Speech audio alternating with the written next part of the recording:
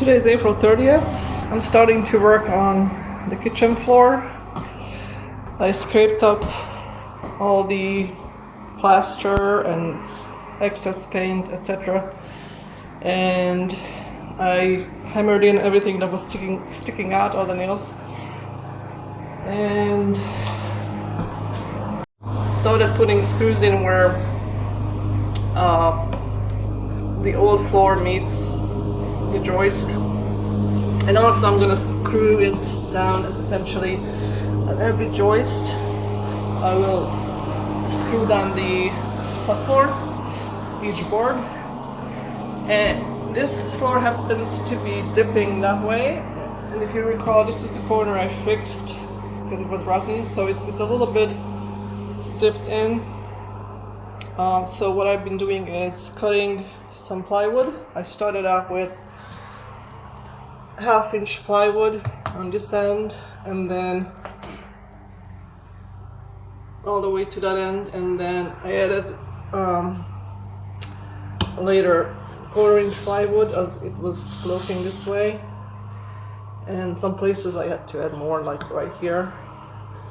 But at this point what I'm doing is, at least now it's kind of leveled, but there's still some gaps that I have to fill. So what I'm doing is putting my level in, and it's touching the old floor here, and it's touching the end of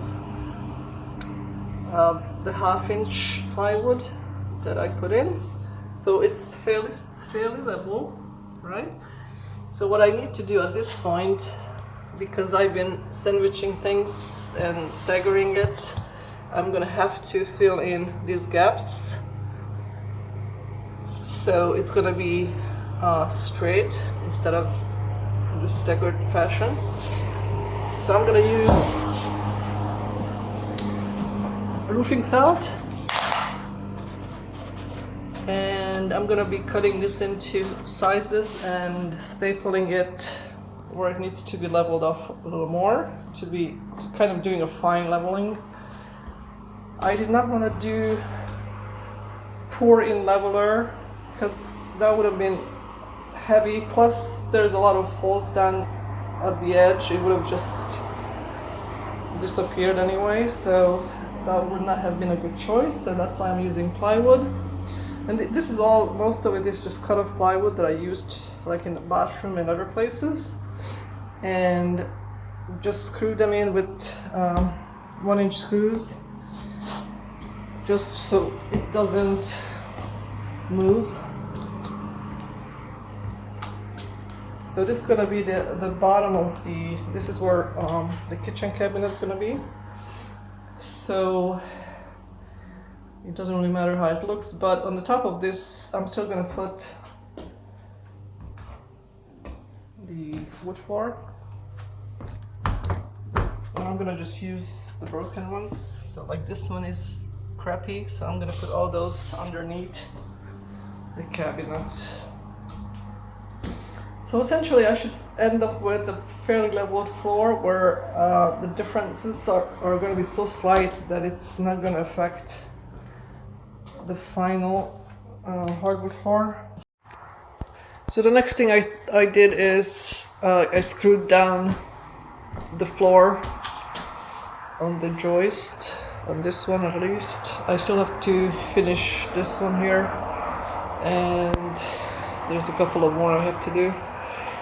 But I did clean it up, wiped it up, and then painted it with kills so it can be sealed before I put down the floor. I'm almost done with leveling. I think I need to do maybe a 1.5 foot section here, a couple of layers. I did read about that. You're not supposed to do more than 6 layers of the felt. But I think I just need to do probably 2 or 3 more layers staggered, so it will eventually be leveled. So that's what I've been doing. The other thing I've done is replace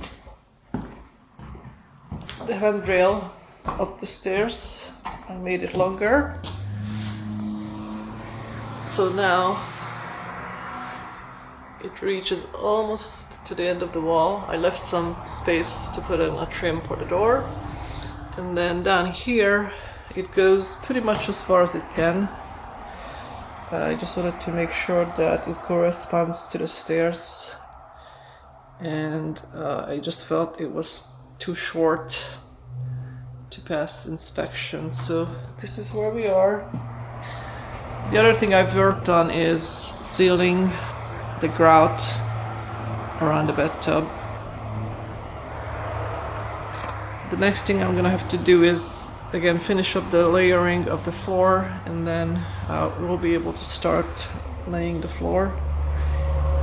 I've been thinking about how should I lay the floor, which direction, because the joists are going this way, the old floor, subfloor going this way, and I was gonna do it opposite to that, but I'm rethinking that. I think I'm gonna just do it the same way as the old floor, the subfloor. So it's gonna be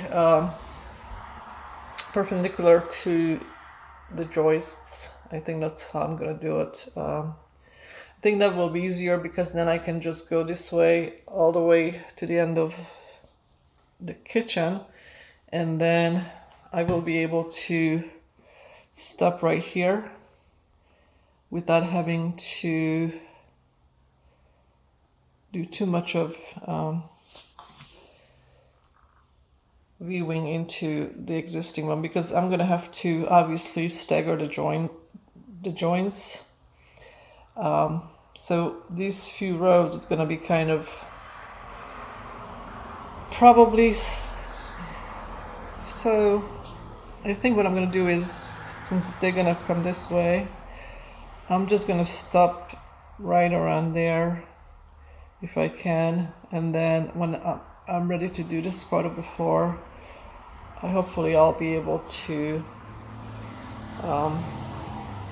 weave into the existing floor, because they're not all gonna be done at the same time. So that's the downside of doing it in pieces. But on the other hand, when it comes to the dining room, I will be able to just stop cleanly right here, and then when I'm ready to continue, I can just continue from there on. Today is May 18th. I'm done with leveling the floor with felt paper, and I screwed down the subfloor on every joist, and now I am laying out the underlayment and trying to figure out if the walls are square or not. So what I did, I drew a line 5 inches from the wall, and then on this wall also I drew a line 5 inches away from the wall, and now I'm gonna measure 3 feet this way, 4 feet that way, and make sure that in between it's actually 5 feet. So it's the 3-4-5 rule I'm gonna apply here to make sure it's square. I'm gonna be laying the floor this way, the same way as the subfloor was laid, only because this is where the joists are, this way. So it's gonna be perpendicular to the joists, and I'm gonna have to figure out the first row, because this wall is in more than the outside wall. I had laid down the first 2 rows of the hardwood floor. That was the hardest to do. I'm going against this wall here as straight, and that wall is not straight. Essentially just drilling a hole 45 degrees into the lip. And the first row I also drilled through the top to hold it down every 8 inches, and when I get to the edge, it's about 2-3 inches from the edge, and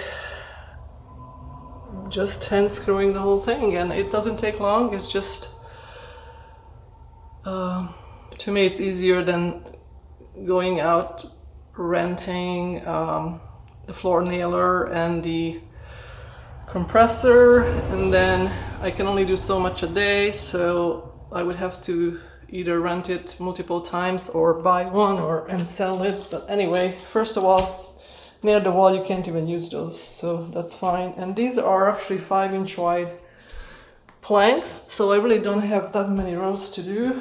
It goes pretty fast. Hope I can do maybe half of the kitchen today. We'll see. A little trick here where I'm not gonna finish obviously the rows all the way to the end, because that will be later for the living room. So I am stopping approximately here just so I can continue that way. So what I did is I took a cutoff of one of the planks, and I just put it in a little bit between these two planks.